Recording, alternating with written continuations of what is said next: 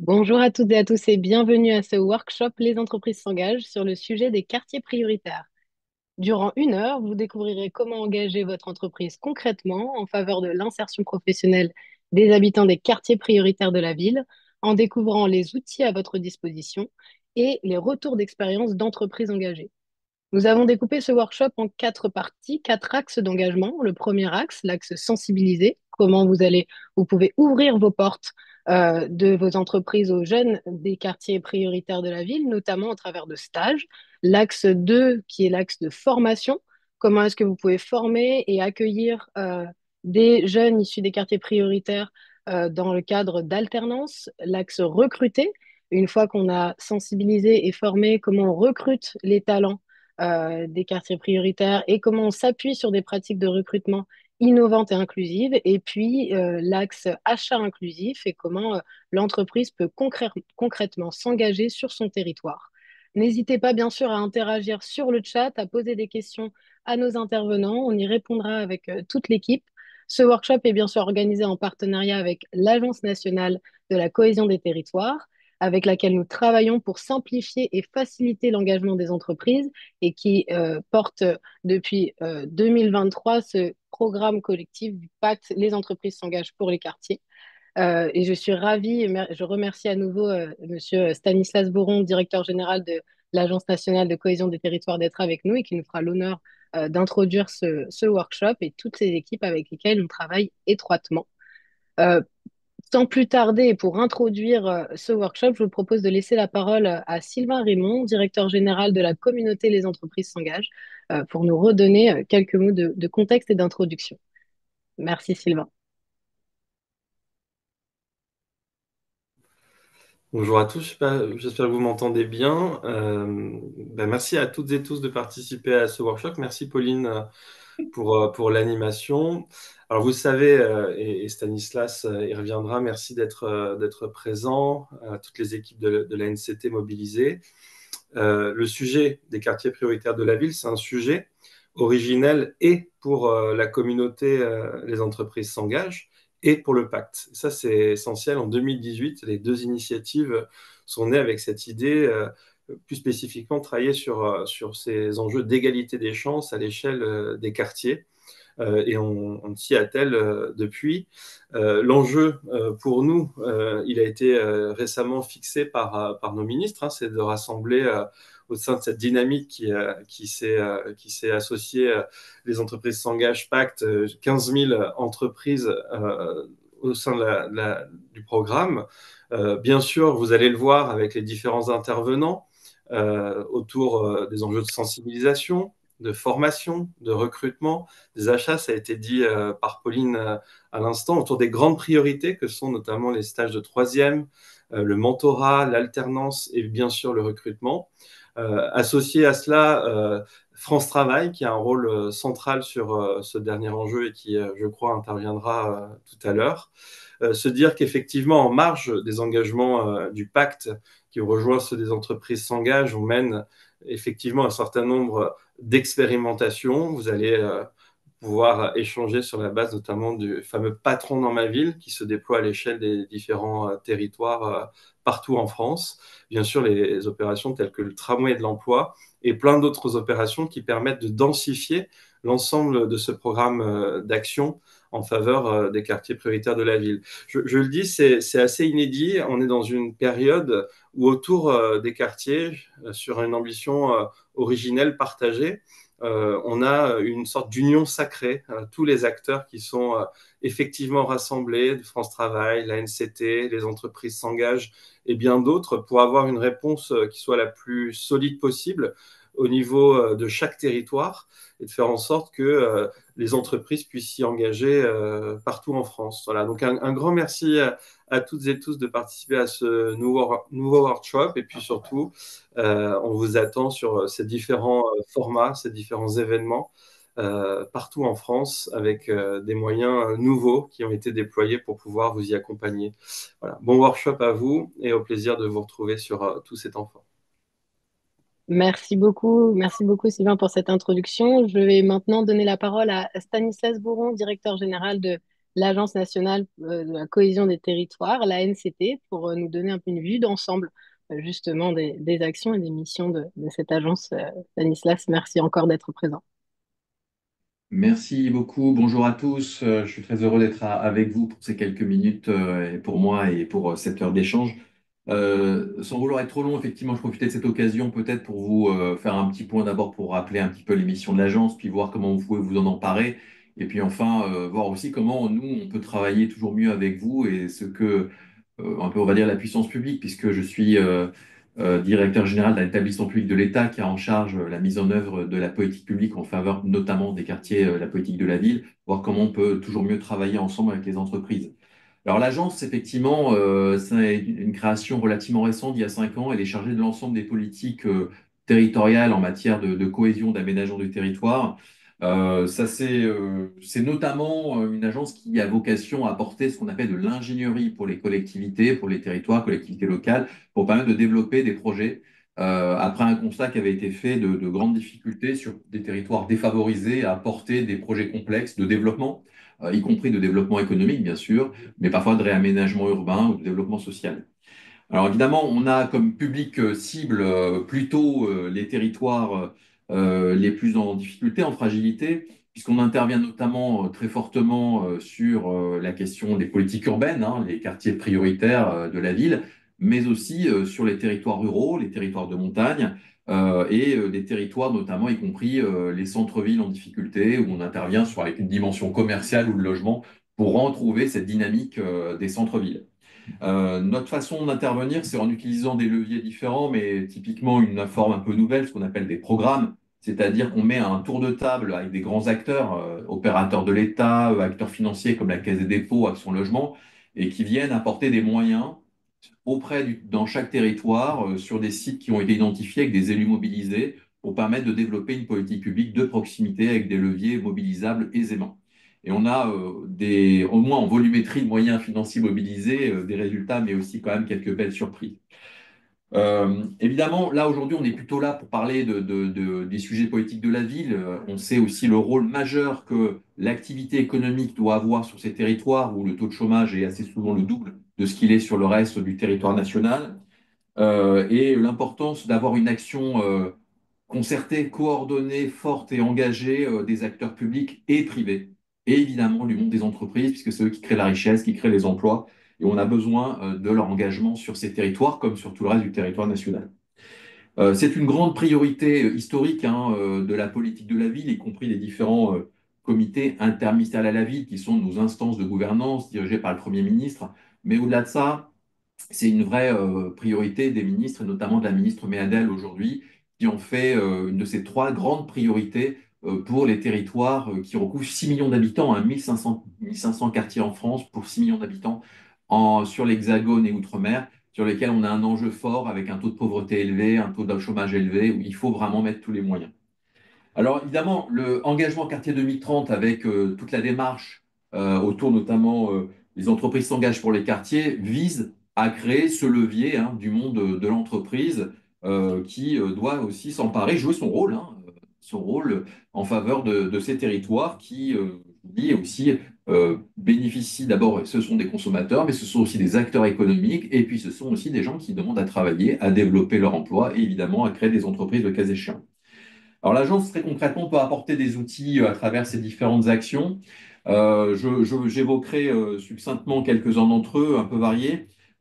Typiquement des outils un peu numériques. On gère ce qu'on appelle le système d'information géographique de la ville, qui permet notamment, et on travaille avec France Travail là-dessus, de pouvoir identifier précisément où, si on est dans un QPV ou pas, par rapport à un bénéficiaire, par rapport à une activité. Et donc, c'est un système de géolocalisation qui est quand même indispensable puisque c'est nous qui tenons les cartographies de ces périmètres.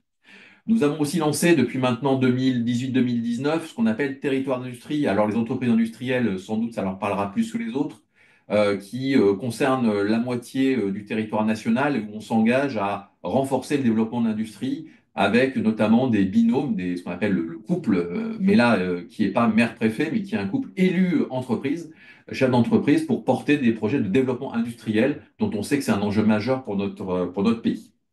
On a aussi des outils pour accompagner, j'allais dire de façon un peu différente, en proximité, soit les publics, soit les entreprises, que ce soit à travers France Service que nous gérons, qui peuvent être un accueil aussi d'orientation soit pour des personnes en difficulté par rapport à des processus administratifs ou à des besoins de renseignement, mais aussi pour des entreprises le cas échéant. Et puis aussi tout le réseau des tiers-lieux qui est assez abondant aujourd'hui aussi dans les quartiers prioritaires, qui permettent d'orienter, d'informer et aussi pour des entreprises de trouver un espace pour pouvoir avoir un temps d'échange avec les acteurs économiques du quartier.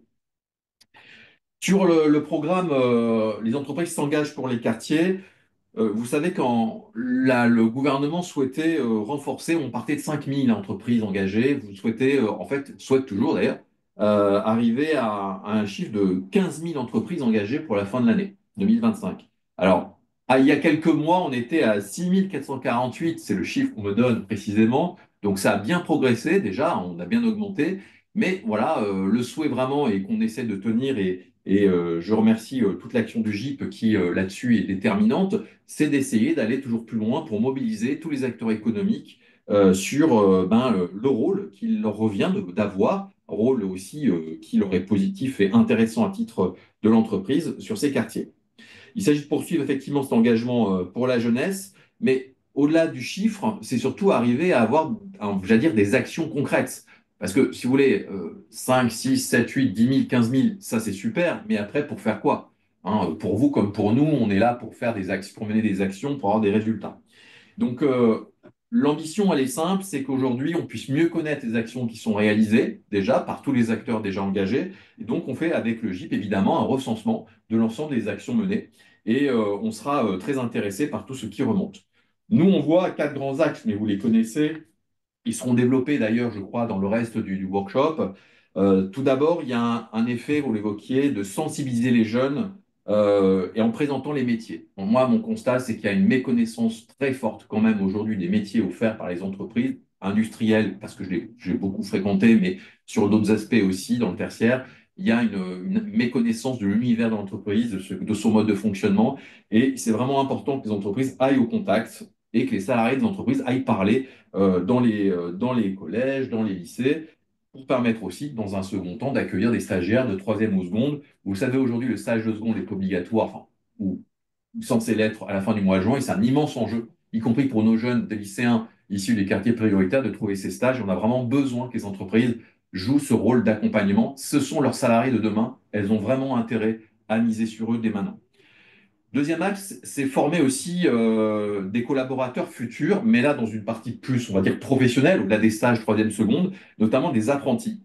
Hein, on sait que c'est un levier de pré-recrutement, en fait, aujourd'hui pour tout le monde, et qu'il ne faut pas hésiter vraiment à aller chercher des apprentis issus des quartiers prioritaires. C'est un bon moyen aussi de les faire rentrer dans le monde du travail en faisant apparaître leurs compétences qui sont là, mais qui méritent d'être façonnées, d'être travaillées. Et l'entreprise doit jouer ce rôle aussi pour amener les jeunes, pour leur permettre de rentrer ensuite dans le monde du travail. Il y a aussi les écoles de la deuxième chance et aussi l'EPID qui peut avoir un rôle, on le sait, en ces matières.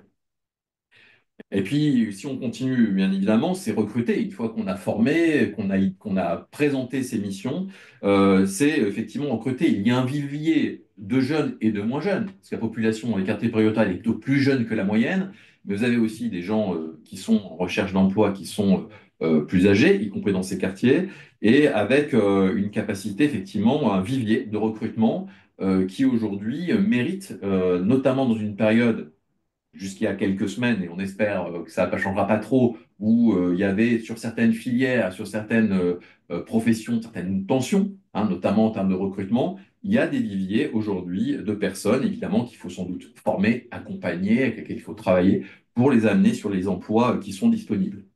Et enfin, dernier axe, qui est un axe de l'entreprise vis-à-vis du quartier, c'est ne pas hésiter sans doute à regarder les entreprises présentes. Il y en a sur ces quartiers pour créer je veux dire, des réseaux, mais au-delà de ça, avec les associations, les entrepreneurs, éventuellement acheter aussi, valoriser les réalisations, les productions qui sont faites dans ces quartiers pour conforter leur ancrage sur des territoires qui sont parfois valorisants, parfois plus complexes aussi au quotidien, mais pour lesquels il faut encourager la présence d'activités économiques. Voilà, je ne serai pas beaucoup plus long, juste pour vous dire qu'on a 2 temps à venir où on pourra se retrouver et continuer à échanger, toujours dans ce collectif public-privé et avec le portage du GIP.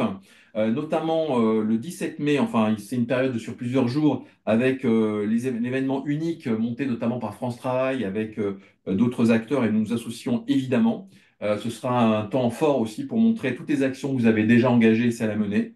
Et puis, plus égoïstement, mais néanmoins, si cela vous intéresse, nous organisons ce qu'on appelle l'ANC Tour, nous, le 3 juin, au Palais d'Exposition de Dijon, et qui permettra de présenter l'ensemble de notre offre de service, y compris les sujets autour de l'entrepreneuriat, les questions du développement économique, de l'entreprise, de l'industrie, mais pas que. On fera venir aussi beaucoup d'élus locaux et évidemment nos ministres qui seront présents. Et donc, vous êtes les bienvenus si vous le souhaitez vous associer à nous à l'occasion de cette journée et si vous êtes dans les environs. Merci de votre écoute. On est avec les équipes d'Antonin Kévéré ici présents complètement à vos côtés, en lien étroit et permanent avec le GIP que je remercie pour son action aussi. Et vous pouvez compter sur nous, tout comme je le dis simplement, on compte aussi beaucoup sur vous. Merci à tous. Merci beaucoup Stanislas pour cette intervention et ce rappel de ces priorités importantes. Et effectivement, vous le mentionniez, le 17 mai, cet événement national annuel qu'on aura, qui va permettre de montrer aussi, de donner à voir les entreprises, ce qu'elles ont fait, leur bilan, leur impact. On va maintenant passer au premier axe d'engagement du programme Les entreprises s'engagent pour les quartiers. Je vous rappelle que dans le chat ont été mis pendant l'intervention de Stanislas l'ensemble des liens et des éléments qui ont été partagés. Vous retrouvez également tous ces éléments sur la plateforme lesentreprisesengagent.gouv.fr dans justement l'axe s'engager sur les quartiers prioritaires. Donc, pour ce premier axe du programme sur la sensibilisation et comment on ouvre les portes de l'entreprise pour effectivement faire découvrir les métiers et aussi accueillir des jeunes en stage, je passe la parole à Rebecca Moumet, qui est chargée des relations partenaires sur la plateforme Un élève, un stage et qui va nous présenter cette plateforme. Rebecca, je te laisse la main.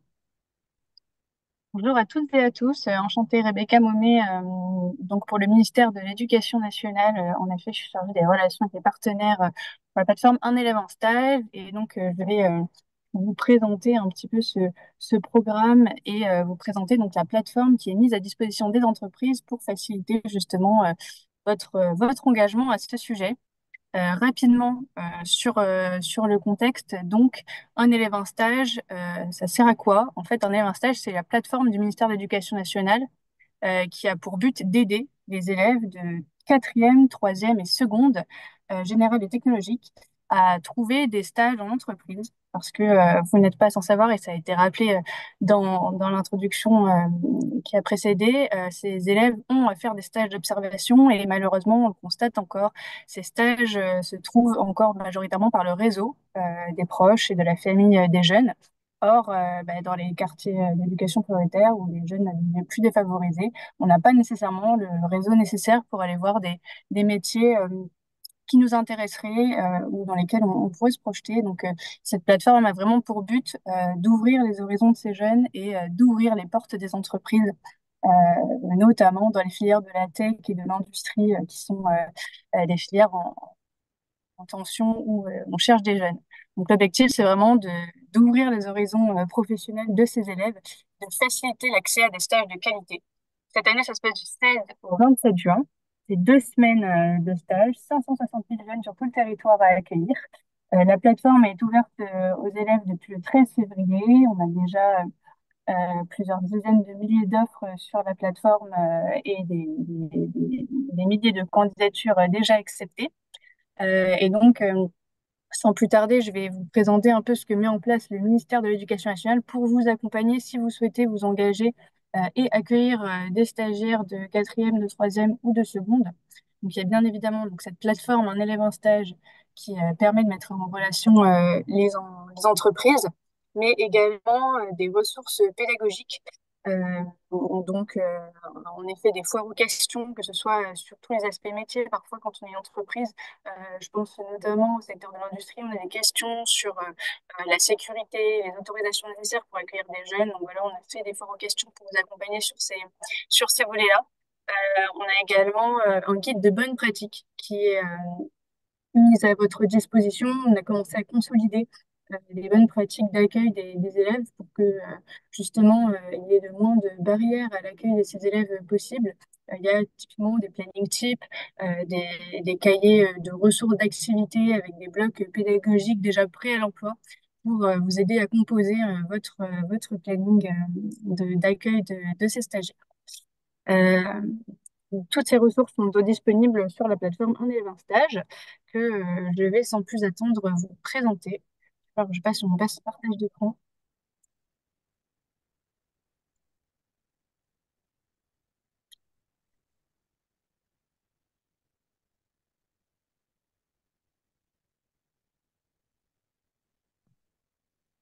Tant que le changement d'écran s'opère.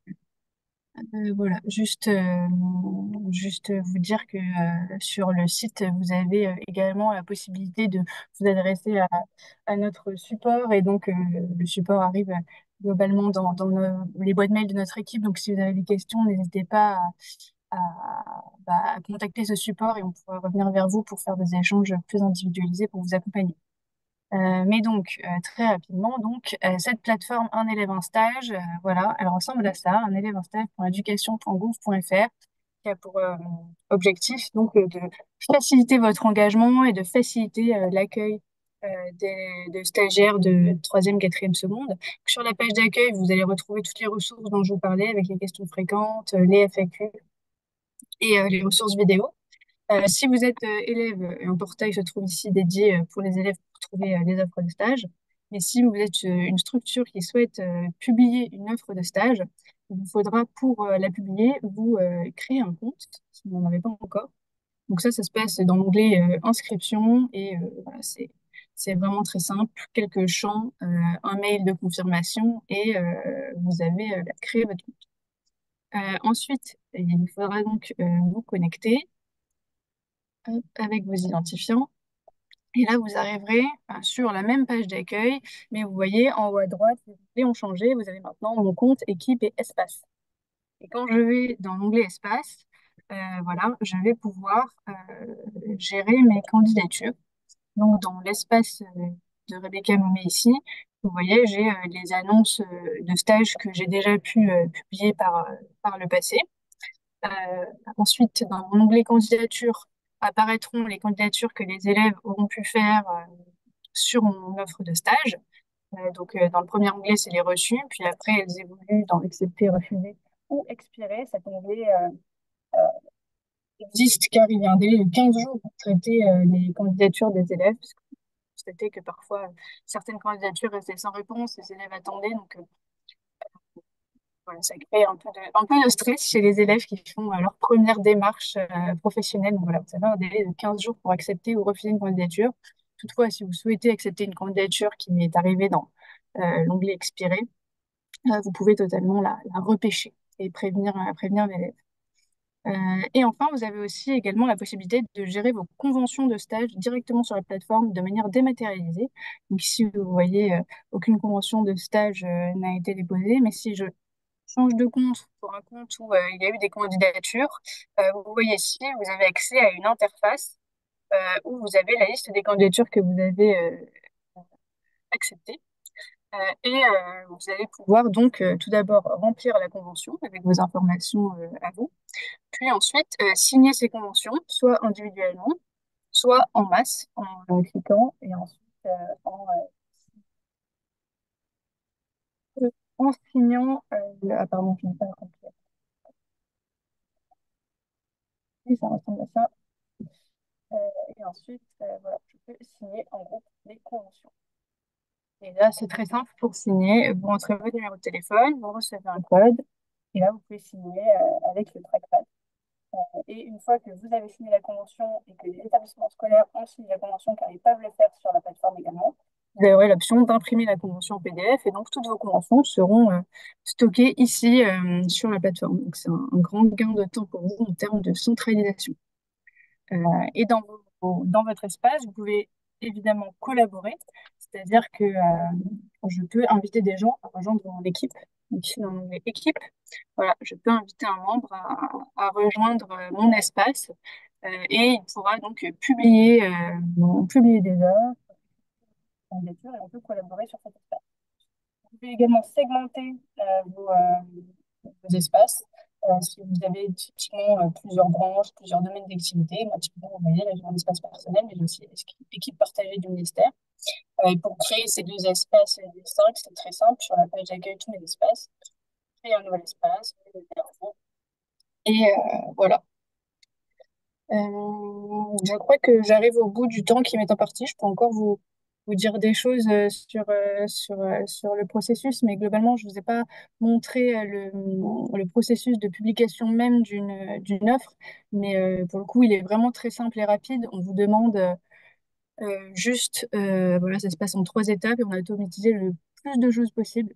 Peut-être juste 2 rapides conseils avant de vous laisser la main. Dans l'intitulé de votre offre, pas besoin d'écrire offre de stage ou stage de seconde, car c'est une plateforme d'offre de stage. Donc focalisez-vous bien sur des mots qui ont du sens. Le métier que vous proposez, la branche d'activité, voilà, métier de comptable, le secteur de l'électricité. Euh, voilà, c'est ça qui compte pour les élèves. Au moment de rentrer vos informations à vous, on a tout automatisé dans le sens où vous n'avez que à rentrer votre SIRET ou le nom de votre entreprise et tout est pré-rempli à votre place. Donc, vous pourrez facilement le faire. Mais en tout cas, si vous souhaitez plus d'informations sur le fonctionnement de la plateforme, sachez qu'on tient des webinaires de présentation de la plateforme plus en détail qui est aussi un espace pour vous poser vos questions directement à nos équipes au ministère tous les vendredis midi à 12 heures. Donc, lorsque vous allez sur la plateforme, vous avez la possibilité de vous inscrire à ces webinaires. Et si vous voulez, sur la page d'accueil, vous avez ce bandeau blanc. Et en cliquant sur ce lien, vous pouvez vous inscrire. Donc voilà, en tout cas, on compte sur votre engagement. C'est une belle opportunité que d'ouvrir les portes fermées jusqu'à ce jour professionnelles à des jeunes et, une manière assez simple et impactante de s'engager pour l'égalité des chances. Merci beaucoup. Merci beaucoup Rebecca pour cette présentation de la plateforme. Et effectivement, c'est important d'utiliser tous ces outils simples et efficaces pour les entreprises pour pouvoir justement accueillir un maximum de stagiaires. N'hésitez pas à vous y connecter. On vous remet tous les liens qu'il faut dans le chat. Et puis, comme d'habitude, vous retrouvez l'ensemble des informations sur la plateforme lesentreprisesengagent.gouv.fr. On va maintenant passer au deuxième axe sur la partie formation des jeunes et moins jeunes personnes issues des quartiers prioritaires. Ce que je vous propose, c'est d'accueillir pour cela Ibtissam Daoudi, qui est chargé de mission QPV à l'APEC Île-de-France et qui va nous présenter les actions de l'APEC sur le recrutement des jeunes en alternance. Merci beaucoup, Ibtissam, d'être parmi nous. Merci, Je vous laisse la merci main. beaucoup pour l'invitation. Merci. Bonjour à toutes et à tous. Ibtissam Daoudi, chargée de mission au QPV au sein de l'APEC Île-de-France. Je vais commencer tout d'abord par vous présenter très brièvement l'APEC. Je passe à l'écran. Hop. Et c'est mes slides. Très bien. Donc l'APEC, je commence par une phrase de notre signature qui résume un petit peu notre raison d'être et notre engagement. Donc accompagnant les mutations du travail et de l'emploi, l'APEC s'engage pour une action efficace, inclusive et prospective au service de l'intérêt général et du dynamisme des territoires pour les cadres, les jeunes diplômés et les entreprises. Cette phrase résume pas mal notre engagement en direction des différentes composantes de nos bénéficiaires. Et donc, je passe à nos missions qui sont les suivantes. Donc, conseiller les entreprises, principalement les TPE-PME, pour optimiser leur recrutement et la gestion des compétences internes. Donc, on fait de l'appui RH et puis conseil en recrutement. Donc, on accompagne également les cadres dans leur évolution professionnelle. Il s'agit de cadres en activité ou demandeurs d'emploi. Et on accompagne également les jeunes étudiants et diplômés dans l'accès au premier emploi, l'accès au stage et à l'alternance à partir d'un niveau Bac+3. Nous sommes bien évidemment une association paritaire qui signataire d'un mandat de service public. Nous avons également un observatoire qui peut vous peut-être parler à certains d'entre vous, qui publie très régulièrement des études et qui peut éclairer sur l'état actuel du marché de l'emploi cadre. Et puis, nous avons des services en ligne qui servent à collecter, à diffuser les offres d'emploi. Et c'est un service, bien évidemment, qui est gratuit. Nous sommes opérateurs du conseil en évolution professionnelle qui nous permet d'accompagner les cadres en activité. Puis voilà, donc on a différentes modalités d'accompagnement, que ce soit en face à face, par téléphone ou en visio, en collectif ou en individuel.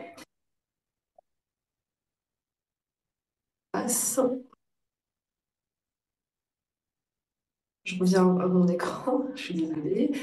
Hop là, c'est vrai que c'est pas facile.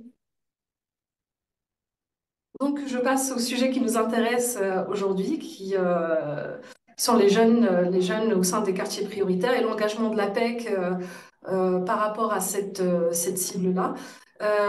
Donc, tout d'abord, l'APEC, elle a émis en 2023 une étude vraiment qui reprend certains éléments observés par d'autres études et par les acteurs du terrain, qui viserait les jeunes diplômés et leur insertion professionnelle. Cette étude elle a mis en évidence certains éléments, notamment les jeunes diplômés qui seraient victimes d'un certain nombre de freins, des freins liés à la discrimination. Donc ils subissent des conditions d'éducation dégradées qui les empêchent à accéder à certaines filières sélectives. Il y a les facteurs qui réduisent leurs chances d'accéder à l'emploi, le phénomène d'autocensure, qui est lié justement à ces nombreux préjugés liés au quartier, les freins, tous les phénomènes discriminatoires, que ce soit lié à l'origine ethnique, que ce soit à la couleur de peau, la religion. Et puis, quelque chose qui a été observé également, c'est leur faiblesse de réseau professionnel qui les empêche d'accéder à leur objectif professionnel. Et puis, on va observer également que c'est un public qui va faire plus de concessions en termes de prestations, de prétention salariale, par exemple. Les critères de poste, ils vont être plus flexibles, plus prêts à aller un peu plus loin de leur zone géographique. Et puis, on va aussi observer que c'est un public, vu tout ce qui subissent en termes de freins, ils vont être prêts à faire des candidatures anonymes, par exemple, pour justement ne pas accéder à certaines offres et arriver jusqu'à l'entretien d'embauche. Ce qui a été remarqué également, c'est qu'il y a deux leviers majeurs qui permettent à ces jeunes d'accéder à l'emploi. L'immersion professionnelle c'est un premier pas en entreprise qui leur permet d'avoir une première expérience professionnelle, d'être en contact direct avec les employeurs. Et puis, il y a l'alternance qui leur permet d'avoir des expériences professionnelles, mais au-delà de ça, d'accéder à l'emploi au sein même de ces entreprises. Simplement, ce qui est remarqué, c'est que ça reste quand même la population qui accède le moins à ces offres d'alternance et à ces opportunités. Du coup, ce qui nous a amené à faire en sorte qu'il y ait un accompagnement renforcé à destination de ces jeunes. Il y a des actions mentorat qui peuvent être profitables pour accélérer l'insertion de ces jeunes. Il y a des acteurs qui sont sur ce volet-là, comme NQT, comme d'autres, avec qui nous travaillons en étroite collaboration et qui permettent à ces jeunes d'avoir plus de chances d'accéder à l'emploi. Je passe à la slide suivante. Donc, très concrètement, l'APEC s'est engagée depuis la période Covid, donc 2020-2021, à travers le dispositif Un jeune, une solution, en proposant un nombre d'ateliers, un nombre d'accompagnements spécifiques aux jeunes de manière générale, mais avec un zoom sur les jeunes diplômés résidant dans les quartiers prioritaires. Euh, Ça nous a permis pas mal de nous connecter avec les écoles, avec les universités, et nous continuons à collaborer davantage avec eux. Euh, Nous avons fait évoluer notre réflexion en engageant depuis 2023-2024 des chargés de mission QPV dont je fais partie dans 6 régions différentes. Et, euh, et puis voilà, notre rôle consiste à être en contact avec ces jeunes, d'être en contact avec l'écosystème des QPV, les acteurs locaux, et voilà, de proposer des actions en co-construction avec ces partenaires, de manière à ce qu'on soit pas hors sol, qu'on réfléchisse ensemble sur des solutions qui seraient adaptées à ces jeunes en fonction des freins observés localement. Et puis voilà, donc on travaille davantage sur notre offre de services pour qu'elle soit compatible avec ce qui est proposé et avec l'évolution de l'emploi cadre également. Euh, Merci Résultat beaucoup. de, Ah, pardon. oui, juste, je passe très rapidement sur les actions qu'on a menées. Donc, on a des actions au niveau local, que ça soit du 93 en collaboration avec les acteurs, comme je l'ai rappelé, mais ça peut être aussi des actions à l'échelle régionale, comme Jeune Enseigne, c'est une action innovante qui consiste à permettre à des jeunes diplômés de pitcher leur profil professionnel en chantant. Et les entreprises ont fait le même exercice. Donc, ça permet aussi de donner la visibilité à des entreprises qui souhaitent s'engager auprès de ces jeunes. Et puis, l'engagement final qu'on a eu suite à cet événement, c'est l'opération avec Radio France qui nous ont confié le recrutement de 20 alternants.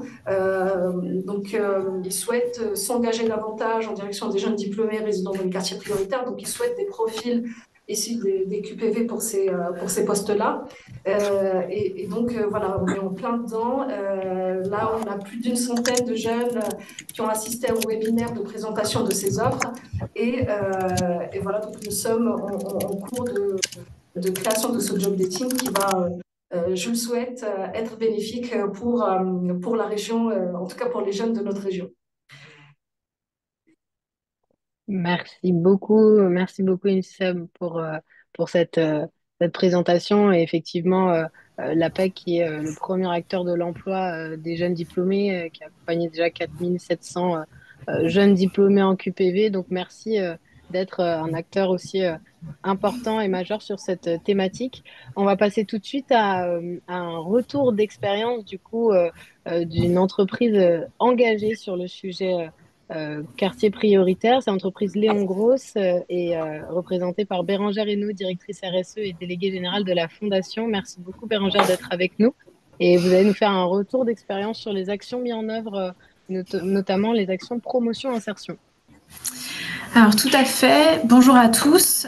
Donc effectivement, l'entreprise Léon Gross, donc nous on est une entreprise de taille intermédiaire du secteur de la construction. Pour donner une petite idée, on est 2800 collaborateurs et on fait à peu près 900 et quelques millions de chiffres d'affaires. Et donc, effectivement, on a structuré dans le cadre d'un petit peu de notre engagement d'entreprise, notre action vis-à-vis des quartiers prioritaires. Et ce, finalement, pour 2 raisons. Si je reprends un peu le contexte, c'est de se dire, déjà, quartier prioritaire de ville, c'est vraiment des territoires d'implantation pour Léon Gross, notamment sur des sujets de rénovation énergétique. Donc, c'est des endroits dans lesquels on travaille. Et finalement, ça vient à la rencontre d'un autre enjeu, ou en tout cas d'un engagement qu'on a pris, qui est finalement d'avoir la chance d'être dans ce secteur, le bâtiment dans lequel l'ascenseur social fonctionne encore, et donc la possibilité d'intégrer et d'insérer des profils, souvent infra-bac d'ailleurs, de redonner l'accès à l'emploi et l'accès à l'évolution au sein de l'entreprise. Et donc, aujourd'hui, on a créé un dispositif qui est un peu au carrefour de ces 2 enjeux, donc QPV et insertion, accès à l'emploi. Et on a créé un dispositif qu'on appelle la promotion-insertion. La promotion-insertion, en fait, c'est tout simplement une promo plutôt de jeunes qui peut aller de 9 à une vingtaine, à qui on va proposer en fait une formation initiale à nos métiers du bâtiment. Donc plutôt, et les premières, elles étaient plutôt, donc il y a à peu près 2 ans, sur des métiers que sont maçons. Donc c'est, entre guillemets, la formation initiale après pour monter dans le compagnonnage chez Léon Gross. Et en fait, on a vraiment revu le dispositif en se disant, OK, c'est quoi le... Enfin, jusque-là, on n'arrivait pas à transformer notre insertion en emploi. Donc, on faisait des heures, mais on n'arrivait pas à la transformer en emploi. Donc, on a vraiment pris le sujet en se disant, c'est quoi les ingrédients qui vont nous faire réussir dans ces quartiers à permettre d'accéder à l'emploi. Et donc, par rapport à ça, on s'est vraiment dit, OK, il y a 3 facteurs de réussite. Le premier, c'est d'avoir un emploi effectif. Le deuxième, c'est la formation. Et le troisième, c'est l'accompagnement social de ces jeunes. Et donc, en fait, on se dit, nous, quelque part, entreprise, on peut être fort sur 2 volets que sont l'emploi et la formation. Par contre, on a besoin d'interlocuteurs pour s'occuper du volet accompagnement social. Et donc, on a vraiment structuré ce dispositif en se disant, là où on n'est pas fort, entre guillemets, il faut qu'on s'appuie sur vraiment les acteurs de terrain. Donc, ces dispositifs, aujourd'hui, ils s'organisent de cette façon-là. C'est-à-dire qu'on fait du sourcing au sein des quartiers.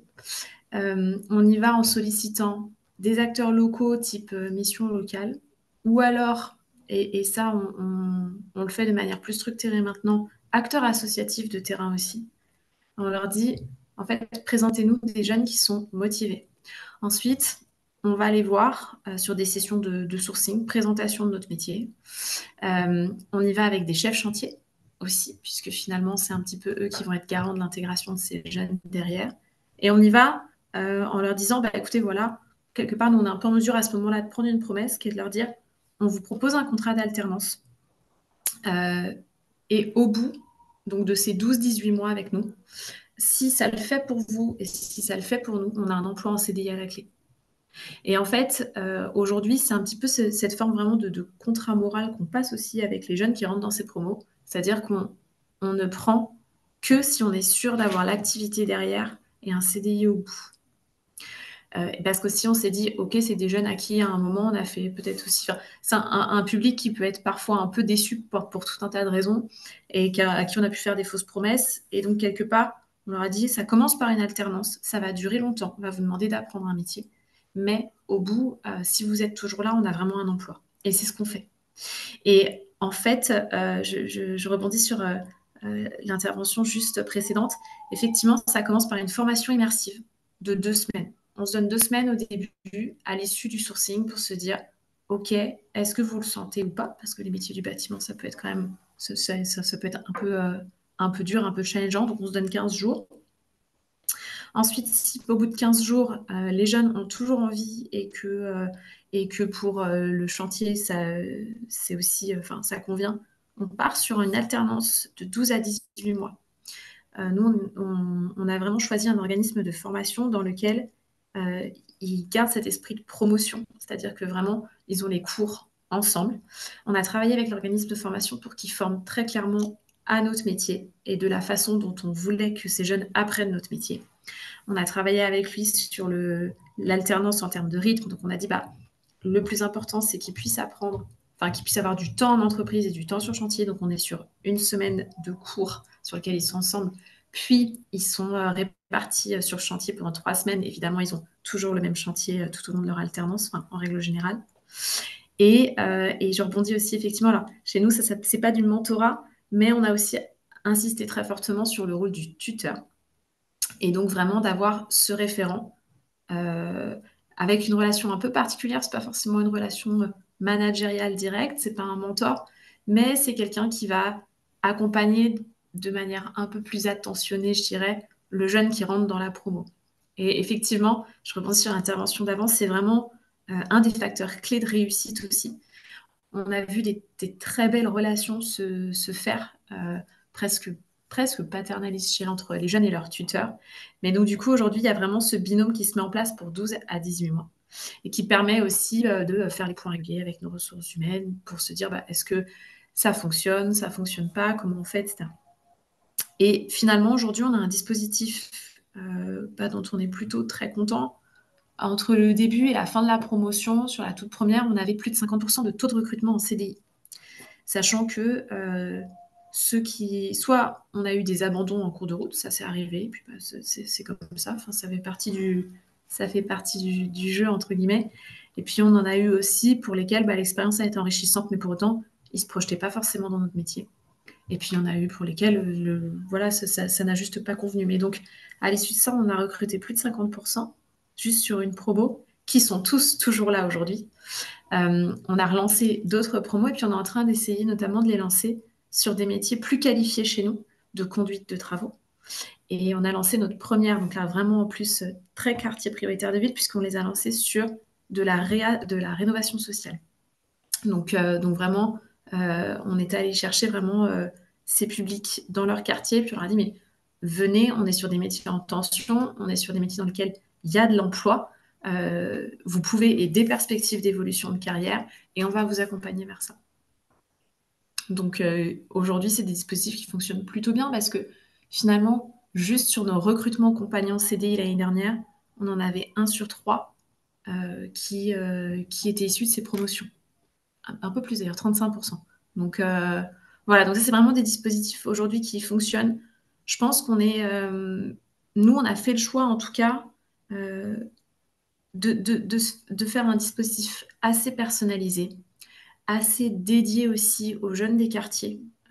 Alors par rapport au métier qu'on cherche, on a ciblé aussi des jeunes qui sont soit en situation de décrochage scolaire, soit en situation comment dire, enfin, vraiment très éloigné de l'emploi pour tout un tas de freins périphériques, que sont aussi des sujets administratifs, papier, barrière de langue, etc. Et du coup, on a vraiment conçu ce programme de façon très personnalisée à nos besoins, aussi très à l'écoute de nos partenaires qui nous accompagnent sur le volet social. Et ça, sur ça, on a vraiment complètement changé les partenaires avec lesquels on avait l'habitude de travailler avant, parce qu'on voulait travailler avec des gens qui connaissaient ces publics et qui étaient aussi capables de nous aider sur comment je gère tout bêtement il ne s'est pas levé le matin et c'est embêtant, enfin comment je gère ça, comment on gère les problèmes de mobilité qui peuvent être parfois aussi des freins à l'emploi, comment on gère les sujets parfois de logement ou en tout cas de vie familiale. Enfin, donc voilà, donc tout ça, on a mis en fait, j'ai envie de dire, les bons acteurs autour de la table pour vraiment se dire OK, et la promesse de l'emploi au bout aussi, au-delà de la promesse de l'emploi au bout. Et on s'est dit, on s'est donné le temps de l'alternance pour vraiment apprendre un métier dans le temps qui est imparti. Merci beaucoup. Merci Bérangère pour cette intervention et cet exemple concret d'entreprise qui s'engage sur cette thématique et sur le sujet de l'alternance. On passe maintenant au troisième axe sur le recrutement de ces talents et les pratiques de recrutement inclusives et innovantes. Pour nous en parler, on va accueillir Samir Gerza, qui est directeur de mission QPV Ruralité chez France Travail et qui va pouvoir nous présenter à la fois l'offre de services spécifiques de France Travail sur le sujet QPV, mais aussi les actions concrètes de passage à l'action. On les a mentionnées certaines en introduction, mais notamment le patron dans ma ville. Samir, je laisse la parole. Merci beaucoup, Pauline. Merci énormément. J'ai pas en revanche le lien vers la présentation. Voilà, il arrive, c'est super. Donc, le temps juste de me connecter et je suis à vous. Hop. Est-ce que la présentation est à l'écran? Elle va arriver, donc vous pouvez commencer Ok. Alors, l'intervention.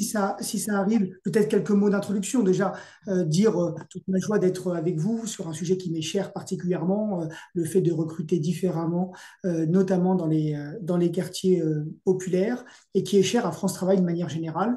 Pour rappel, France Travail, c'est deux raisons d'être. La première, d'accompagner tous les demandeurs d'emploi de leur inscription jusqu'à l'emploi, en passant par leur orientation vers l'acteur le mieux placé dans le cadre du réseau pour l'emploi consacré par la loi du 1er janvier 2025, entrée en vigueur le 1er janvier 2025. Donc d'accompagner tous les demandeurs d'emploi vers des solutions professionnelles qui conviennent à leur volonté. Et la deuxième raison d'être, c'est d'être le partenaire allié RH, le premier partenaire des entreprises qui cherchent à recruter. C'est la première remarque. La deuxième remarque préalable, c'est de dire que France Travail a souhaité avoir une attention toute particulière en direction des quartiers populaires, pour les raisons qu'a indiqué notamment Stanislas Bourron tout à l'heure. Nous, notre directeur général a cette phrase fétiche, c'est que le rôle de France Travail, c'est de ne laisser personne au bord de la route. Et donc, on ne peut pas se satisfaire que le taux de chômage est 2 fois supérieur dans les quartiers populaires par rapport aux environnements urbains. La troisième conviction que nous avons, et le thème de l'APEC l'a dit tout à l'heure, mais également de Léon Gross, c'est qu'il faut s'appuyer sur tout le monde pour agir. Et donc, on va essayer modestement de jouer ce rôle un peu d'assemblier qui permet à la fois de s'appuyer sur les structures associatives qui sont très proches des habitants des quartiers populaires et de créer des passerelles pour répondre aux besoins de recrutement de l'entreprise. Dernière remarque, dire que France Travail est physiquement très implanté dans les QPV, puisque sur 900 agences, on a 262 agences qui sont physiquement implantées dans les QPV. Et sur toujours notre réseau de près de 900 agences, 507 ont au moins un QPV dans son espace géographique d'intervention. Ce qui montre qu'on a physiquement, on est présent pour pouvoir, avec nos conseillers, intervenir pour à la fois accompagner les demandeurs d'emploi vers leur atterrissage professionnel et les entreprises pour recruter directement dans les quartiers populaires. Alors, sur les minutes qu'on va vivre ensemble, 3 choses à vous dire. Un, les constats à partir desquels nous pouvons dresser notre offre de service. L'ensemble de l'offre de service déclinée sous forme de solutions que je vais pouvoir décliner au fur et à mesure. Et puis enfin, un dernier mot sur la manière pratique dont on peut demain collaborer ensemble avec les entreprises qui cherchent à recruter dans les QPV. Quelques constats qui ont été dits au fur et à mesure des interventions précédentes. Le premier constat, il est celui lié aux habitants des quartiers populaires, où hélas, on constate une inégalité d'accès à l'offre de services d'une manière générale, et notamment l'offre de services proposée par France Travail et d'autres acteurs de la puissance publique. Et puis, on a une difficulté collective à ne pas suffisamment repérer les talents, à repérer les publics qui sont les plus éloignés dans les quartiers populaires. Le deuxième grand phénomène que l'on rencontre dans les quartiers populaires, c'est qu'il y a une difficulté pour les entreprises de repérer ces talents issus des QPV, et cette passerelle n'est pas suffisamment développée. Alors l'exemple de Léon Gross va à l'inverse, il faut le généraliser, donc je trouve ça vraiment génial, pour que cette passerelle puisse se développer plus largement entre les habitants des quartiers populaires et les entreprises. Face à ces 2 constats, on a donc adapté une offre de services spécifique pour répondre à ces 2 besoins et pour mettre à la disposition des entreprises les talents des quartiers populaires qui en sont issus. Donc, sur la base de ces constats, la première solution, c'est le fait que l'on déploie un dispositif spécifique à destination des habitants des quartiers populaires, c'est le dispositif Équipe Emploi, qui concrètement se matérialise par le fait d'avoir des conseillers dans les quartiers populaires, dans plus de 100 agences qui, très concrètement, vont à la rencontre des habitants des quartiers populaires à travers des actions hors les murs et leur font vivre des parcours intensifs autour de la remobilisation, autour de la définition du projet professionnel et autour de la connexion avec les besoins d'entreprise implantés dans les quartiers populaires, mais pas que, également dans les environnements urbains. Tout cet accompagnement ne s'établit pas seul. Elle s'établit avec des acteurs emblématiques implantés dans les quartiers pour participer à la remobilisation des publics et pour participer à la connexion avec le monde du travail en particulier. Donc, ce dispositif a vocation à préparer les habitants des quartiers populaires à répondre aux besoins de recrutement de l'entreprise. Donc, une première solution à destination des habitants eux-mêmes. Une deuxième solution qui est plutôt l'offre de services généralisée de France Travail à destination des entreprises qui cherchent à recruter, et notamment dans les quartiers populaires. Et cette offre de services se déploie particulièrement dans les quartiers populaires. Certaines d'entre elles ont été évoquées tout à l'heure. C'est d'abord la préparation opérationnelle à l'emploi, qui très concrètement permet à un employeur d'accéder à un dispositif de formation pour combler les éventuels manquements en termes de compétences qu'un habitant d'un quartier populaire ou pas pourrait avoir pour se diriger vers le métier. Donc, c'est des dispositifs de formation financés par France Travail ou cofinancés avec les OPCO qui permettent plus facilement aux entreprises de recruter. Ça a été dit tout à l'heure, nous avons une deuxième modalité, c'est l'immersion professionnelle. Je le confirme, c'est très utile, notamment dans les quartiers populaires, et qui permet de tout simplement mettre en situation des candidats sur des postes donnés sur une courte durée. Ça permet notamment de créer la relation et de faciliter une embauche plus durable. Une troisième modalité qui est la méthode de recrutement par simulation, qui est là et sans CV, sans diplôme, et permet de sélectionner les candidats par les compétences, par les habiletés qu'ils peuvent développer finalement par rapport à un métier donné selon des exercices parfaitement innovants. La quatrième modalité fait le pont avec la solution suivante, c'est que depuis maintenant un certain temps, France Travail s'est ouvert à d'autres modalités plus innovantes, dont fait partie Patron dans ma ville, chère Pauline, que tu as évoqué tout à l'heure, pour recruter différemment. Et c'est des forums immersifs, des job dating sportifs, culturels, pour sortir du cadre classique et pour recruter autrement. Et ça se déploie sur l'ensemble du territoire. Et donc, c'est la troisième solution que nous proposons, des nouveaux espaces de recrutement pour faciliter ce qu'on appelle le matching entre talents et employeurs. Et là, eh bien, nous disposons de plusieurs opérations très claires.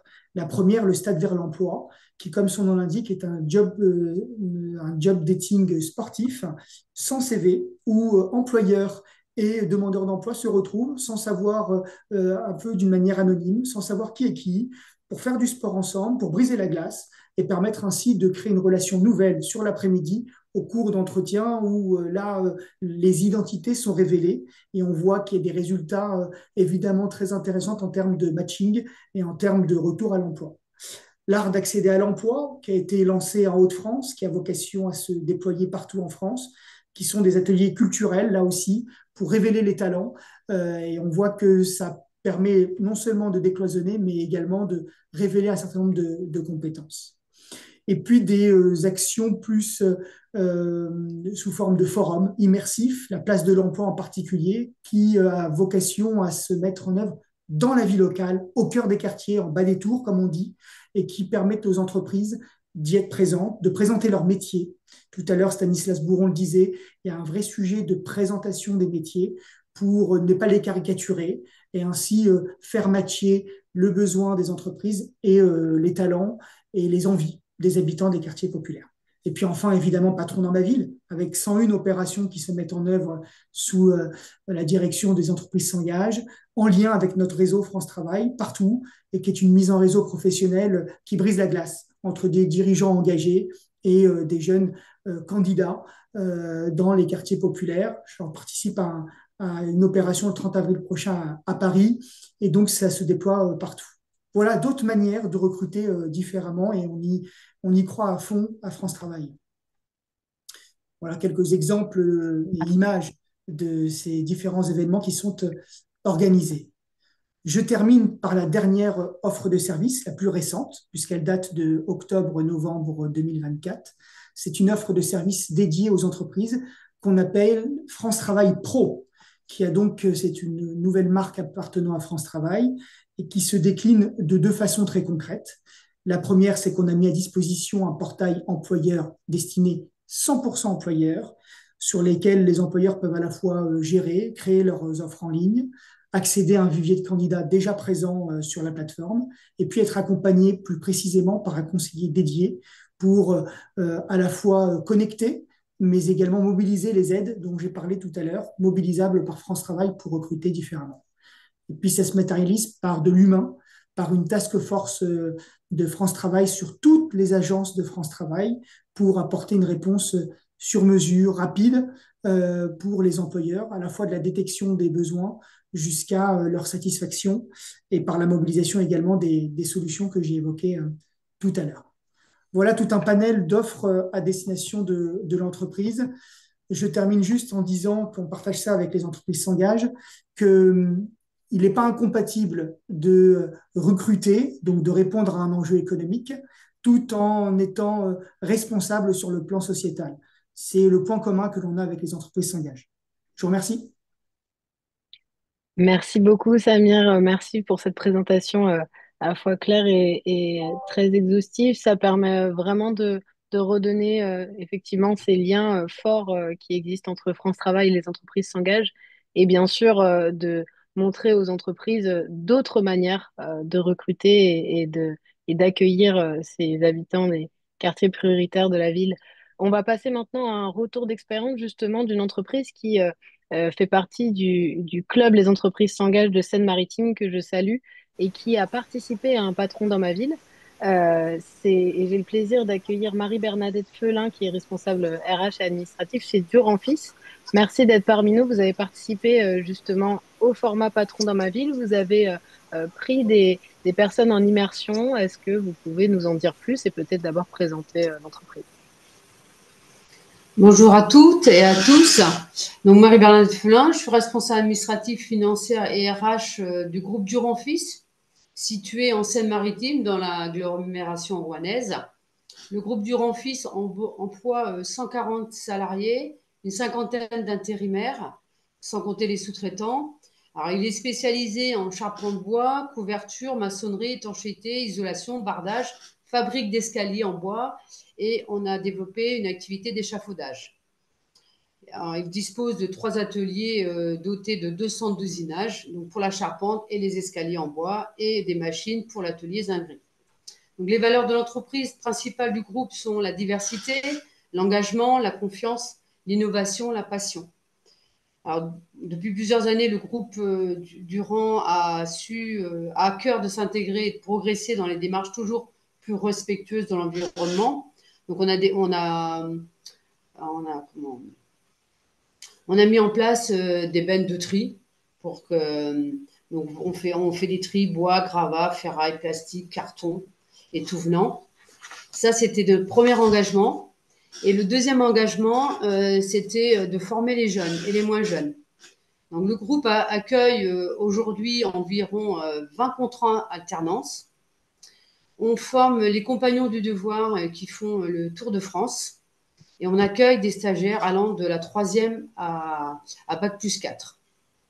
Et aujourd'hui, depuis janvier 2024, on a embauché une QSE en janvier qui a permis de prioriser la prévention, tant au niveau des accidents de travail que le bien-être et le développement des compétences de nos salariés par les formations.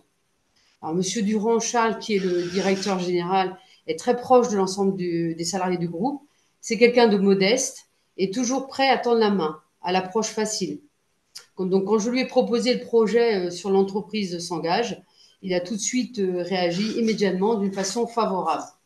Alors, mes actions dans ce cadre d'entreprise engageante, donc la première, donc ça a débuté en 2023. Donc, j'ai participé avec France Travail de Maromme à une action Je teste un métier. Alors, en fait, il fallait, dans l'agence de France Travail à Maromme, on était accompagné d'une conseillère et on recevait les candidats. Donc, chaque entreprise se présentait et les candidats qui étaient convoqués devaient s'orienter vers les entreprises qui étaient présentes. Donc, moi, j'ai accueilli 6 stagiaires d'une semaine. C'était vraiment pour connaître les métiers. Effectivement, je me suis aperçue qu'il y avait une méconnaissance des métiers, de nos métiers dans les entreprises. Moi, j'en ai accueilli 6. Alors, j'ai eu un qui ne s'est pas présenté, 3 très bien, et 2 à abandon au bout d'une journée, et un autre à abandonner au bout de 2 jours. Il faut savoir que le métier du bâtiment, c'est quand même une activité très difficile, et les salariés travaillent donc sous tous les temps. Alors, pour le groupe, moi, c'est une bonne opportunité d'embaucher.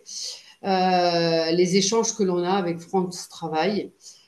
Donc moi, je travaille beaucoup avec France Travail, justement, parce que notre effectif a été triplé en 8 ans.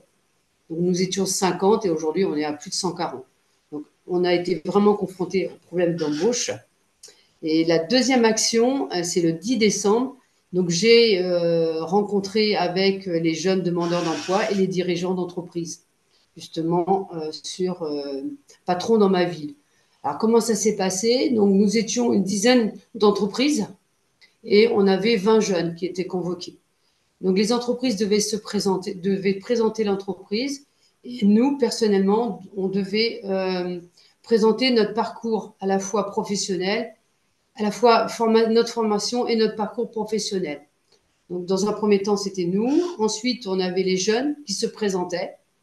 Et à la fin des présentations des entreprises et des jeunes, on a eu au tour d'impôt, chaque salarié s'orientait vers les entreprises qui souhaitaient éventuellement les accueillir. Moi, j'ai accueilli 2 jeunes. Un qui, ça s'est très très bien passé. Alors, il était plombier. Je lui ai expliqué que malheureusement, j'avais pas de poste de plomberie. Finalement, il a vraiment insisté. Donc, je lui ai proposé un poste de placo, pendant 15 jours avec une convention avec la mission locale. Ça s'est très très très bien passé. J'ai gardé son CV et je lui propose, quand on a des besoins, des missions en intérim. Et d'ailleurs, il a été récompensé financièrement par Monsieur Durand. Moi, je trouve que ça a été vraiment un échange positif. Bon, malheureusement, j'avais pas de profil qui nous intéressait et pour qui aussi l'entreprise pouvait leur apporter quelque chose. Bon, j'ai eu qu'une seule personne intéressante, mais je trouve que c'est une expérience à renouveler. La troisième action, suite à ça, la mission locale de Maromme m'a proposé de faire visiter l'entreprise pour 25 jeunes à peu près, justement pour présenter nos métiers. Donc j'ai accueilli 25 jeunes pendant 2 heures et j'ai fait visiter les ateliers, les différents postes, à la fois bureau d'études, dessinateur, la cour, parce on a un service de réception de marchandises, de rangement, de rangement, l'atelier de fabrication. Voilà, j'ai vraiment exposé tous nos différents métiers que nous, on pouvait proposer aux jeunes. Et j'ai eu un profil qui était intéressé par faire une mission de découverte. Et à chaque fois, je passe par des conventions de stage, d'immersion, d'une semaine ou 15 jours. Et la quatrième action, alors nous, dans le cadre de marché public, il nous était posé des heures d'insertion, justement des personnes habitant certains quartiers prioritaires, alors de Rouen, Le Havre, Ouassel et Elbeuf. Et effectivement, pour nous, on a une difficulté de recrutement dans ces quartiers difficiles. Donc nous, on a noué des liens avec plusieurs associations d'insertion. Et à chaque fois, on étudie toutes les possibilités d'embauche. Mais c'est souvent des embauches par intérim. Mais effectivement, selon des quartiers, on n'arrive pas à obtenir les quotas qui nous sont imposés dans les insertions. C'est pas facile. Bah, en tout Mais cas, on y arrive, merci. voilà, on a développé, on contacte toutes les associations d'insertion, dont Mission locale de Maromme, France Travail, toutes. Voilà. Eh ben, écoutez, en tout cas, merci beaucoup pour ce témoignage. C'était très, très inspirant. J'espère que ça a permis aux entreprises qui nous écoutent de voir que c'est possible de passer à l'action concrètement sur son territoire avec l'aide des acteurs de l'emploi, de France Travail, des missions locales et au sein des clubs, les entreprises s'engagent qui sont présents sur chaque département. Donc, encore une fois, merci beaucoup, Marie-Bernadette, pour ce témoignage. On va finir ce workshop sur le quatrième axe et le dernier axe sur les achats inclusifs.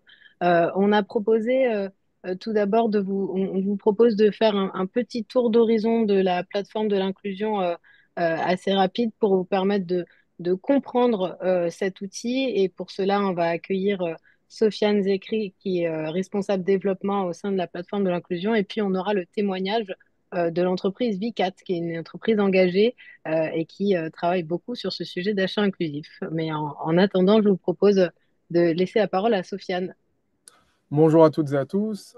Sofiane écrit donc du coup plateforme de l'inclusion. Nous sommes donc un établissement public de l'État qui accompagne les personnes éloignées du monde du travail, mais aussi on accompagne aussi les professionnels qui accompagnent à leur tour ces personnes éloignées de l'emploi.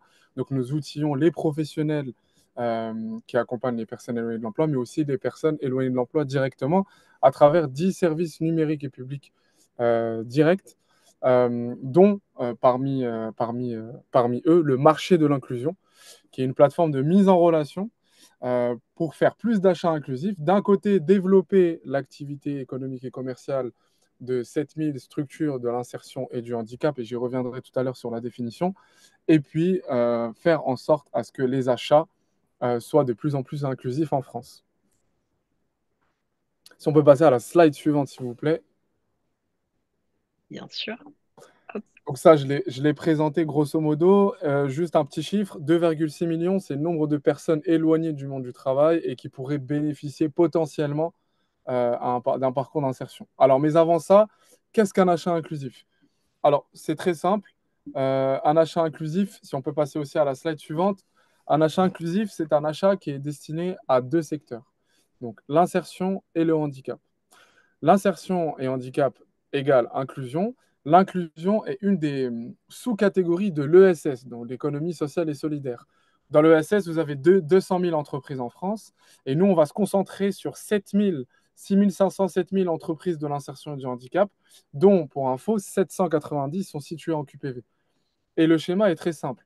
C'est que, en fait, toutes ces entreprises-là sont conventionnées par le ministère du Travail, notamment, et on ne peut pas devenir une ESAT, une entreprise adaptée, une ESAT, une entreprise d'insertion, si on n'est pas conventionné par le ministère du Travail. Donc, il y en a à peu près 800 qui sont situés dans les quartiers prioritaires de la ville, et on va voir qu'ils ont un rôle crucial au sein du territoire, et notamment au sein des QPV. Donc, si on peut passer à la slide suivante ensuite.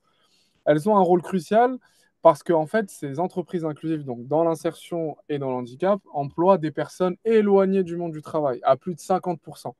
Et on a différents types de profils. On a des personnes de moins de 26 ans en difficulté, on a des travailleurs handicapés, donc notamment dans les EA et les ESAT, on a des chômeurs de longue durée, on a des réfugiés, on a des personnes bénéficiaires des minima sociaux, on a des mères célibataires avec à charge plusieurs enfants, etc., etc. Donc plus on fera des achats inclusifs auprès de ces entreprises inclusives, plus celles-ci pourront développer leur activité commerciale et donc recruter des personnes éloignées de l'emploi. Et ça tombe bien, puisque au sein de la plateforme de l'inclusion, le marché de l'inclusion est complémentaire à une autre offre que l'on développe au sein de la plateforme de l'inclusion qui s'appelle Emploi de l'inclusion et qui permet de recruter ces personnes éloignées du monde du travail.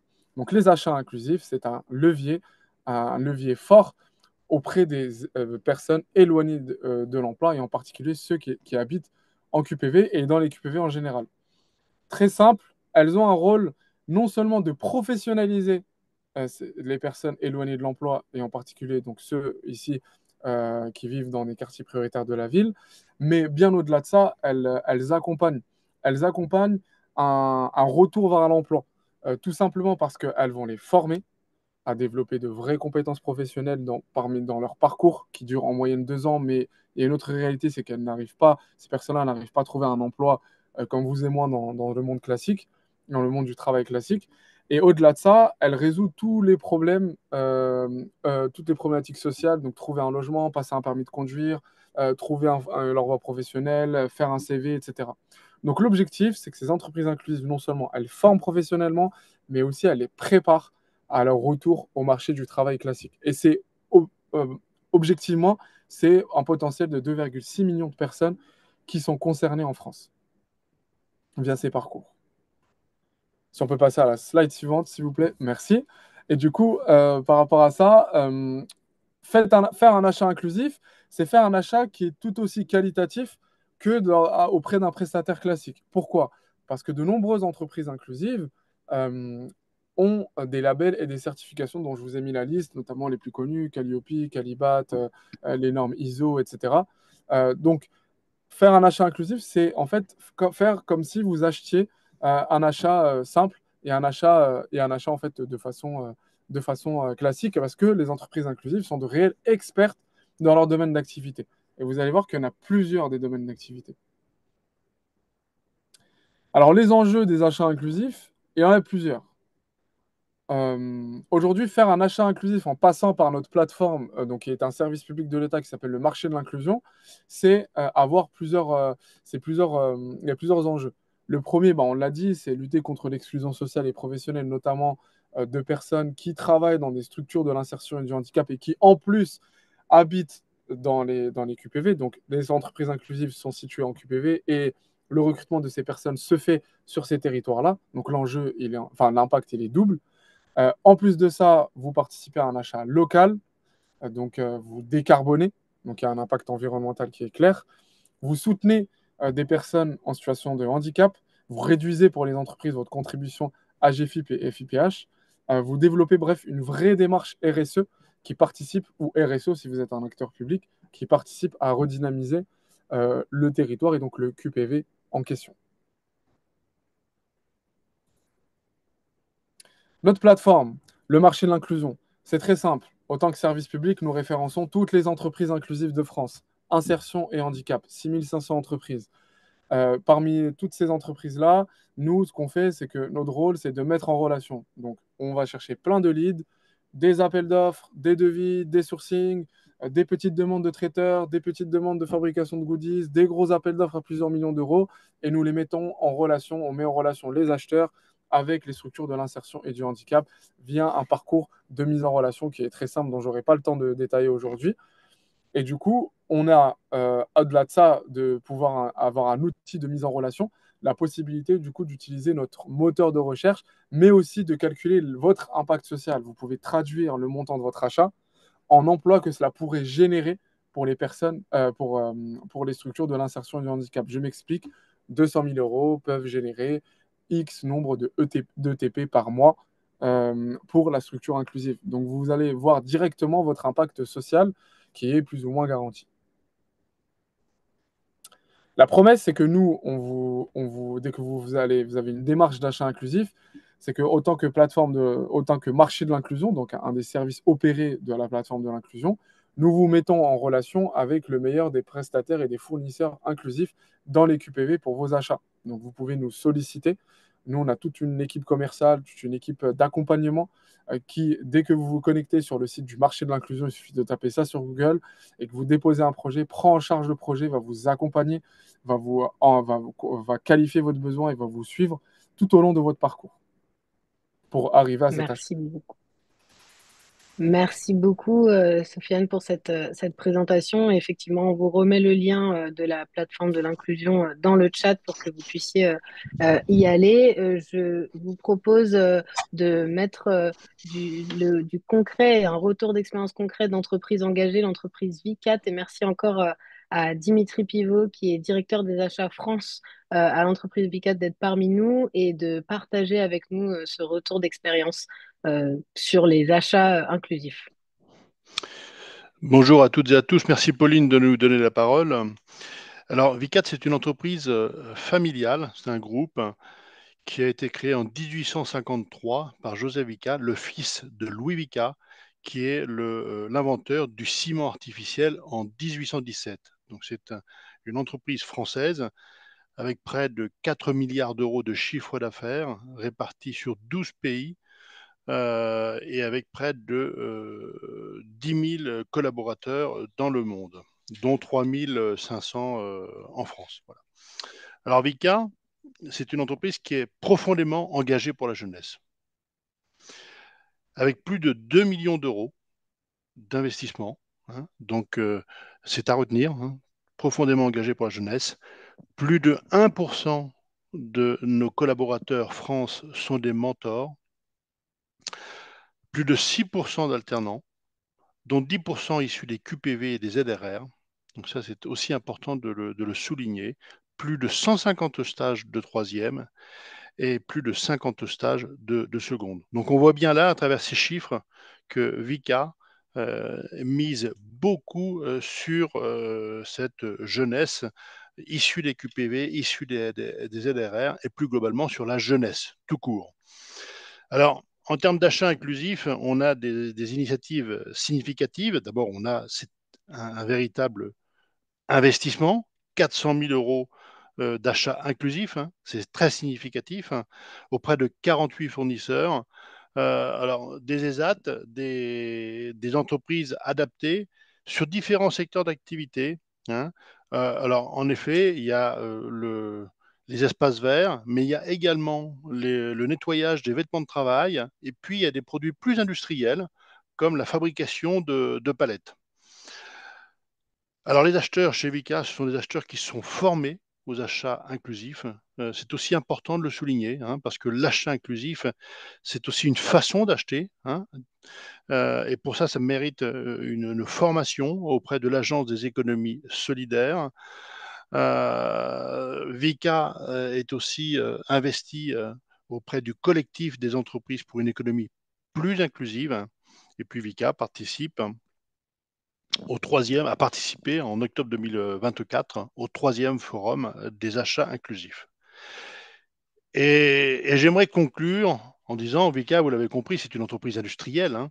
On fabrique du ciment, on a trois activités, hein, le ciment, le béton, le granulat et d'autres activités périphériques. Mais j'aimerais conclure sur ces métiers de l'industrie en disant que tous ces métiers de l'industrie sont un formidable moteur d'ascension sociale. Qu'on ait des diplômes, pas de diplômes, issus des QPV, pas des QPV, retenez bien, hein, jeunes, que les métiers de l'industrie, c'est la voie royale pour une ascension sociale. Merci, Pauline. Merci. Merci beaucoup, merci Dimitri pour cette présentation. Et effectivement, je pense que c'est important de porter ce message, notamment sur les secteurs aussi industriels et les autres métiers. On repart sur l'axe sensibiliser, de découvrir les métiers et donner à voir. Donc, merci beaucoup pour cette présentation. On arrive à la fin de ce workshop. Merci à celles et ceux qui ont pu rester avec nous jusqu'à la fin. Je remercie l'ensemble des intervenants qui ont participé à ce workshop, qui j'espère vous auront donné envie de vous engager, vous auront donné envie d'ouvrir vos portes à des stagiaires, à des alternants, de recruter et de vous engager sur vos territoires.